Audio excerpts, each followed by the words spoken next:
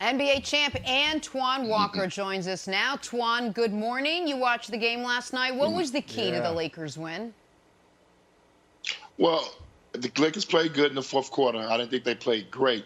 But it goes to me, it goes to, and I think Eric Spoelstra is probably the top 3 coach in the NBA right now. Great, brilliant mind. But last night, to continue to play Tyler Hero and Duncan Robinson together in the fourth quarter, to me, was the hugest mistake they could have ever made. You cannot play those two guys together. I was actually really stubborn. It was really it was stubborn for Eric Spoelstra to try to think that you can outscore the Lakers. You got to defend the Lakers. You got to get stops. Andre Iguodala should have never played 20 minutes. He should have played way more than 20 minutes. And he should have went with more of a defensive unit yet in that fourth quarter. It was a defensive game last night. And he chose not to go with his veteran guys and defend late, and it hurt them. LeBron took advantage of the pick and roll, putting those young rookies in the pick and roll. Clutch offensive rebounds. Rondo got just moving without the basketball. So even though the Lakers did what they had to do to win the game, I think it was more about the Heat mistakes that they made defensively and not making adjustments. See, sometimes you get in these situations and these coaches get stubborn when you come to the finals. But it's about using your whole bench, using your role players. When we talk about this series, when it's all said and done, we will talk about the role players and how good they play. They had 52 points of the 102 points last night. You know, AD and LeBron only have 50 points. So if you're the Heat, you did a terrific job of guarding these two superstars, but you allowed the others to continue to get off. So a couple things. The story of this game is not how many possessions they did or didn't play a matchup zone.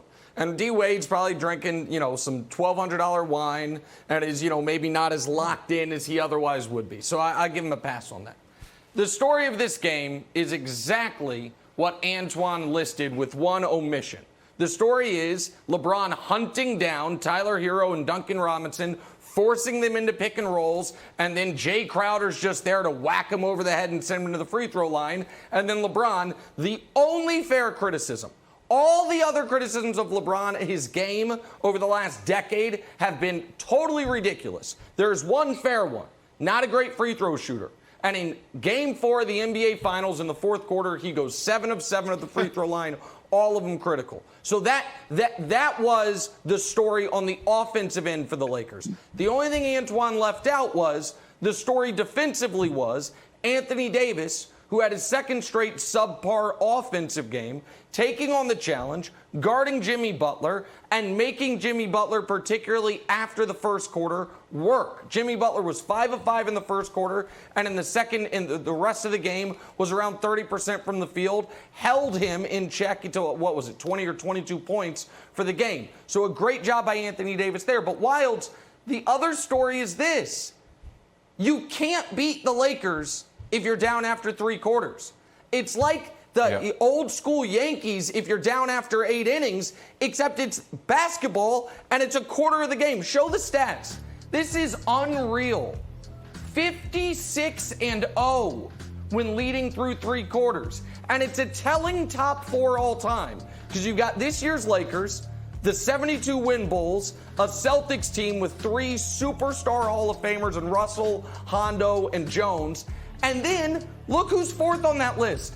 The 2018 Cavs with an injured Kevin Love and J.R. Smith. What's the common denominator?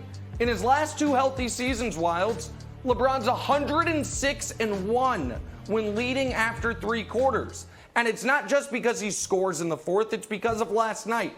He orchestrates everything. He makes the right play. He understands how to control the game. So even when the Heat were getting it within 2, within 3, they never could get over the hump, like no team all year long has been able to get over the hump against these Lakers when they head into the fourth quarter trailing. Wildes. Thanks for watching. Subscribe here to get the latest from the show. Also, be sure to check out more of the best clips from First Things First, or go watch a few segments from our other shows on FS1.